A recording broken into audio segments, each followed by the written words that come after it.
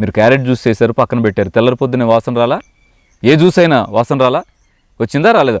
మ్యాంగోని juice చేయండి, mango పచ్చిది తినండి, ఉడికే ప్రాసెస్ చేయకుండా తినండి, అదే జ్యూస్ చేయండి. జ్యూస్ చేసి అక్కడ పెట్టి 2 గంటల తర్వాత వచ్చి దాన్ని పట్టుకొని ఎట్టా ఉంటుందో నోట పెట్టుకోలేము. మరి 2 నెలల పాటు డబ్బాలో నిల్వ ఉన్న మ్యాంగో జ్యూస్ మీకు అంత టేస్ట్గా ఎక్కడి నుంచి వచ్చింది అని గమనిస్తే ఆ జ్యూసెస్ అవి కూడా నిజానికి ఏ ఫ్రూట్ పేరుతో ఉన్నా ఈ ఫ్రూట్ జ్యూసెస్ కావు.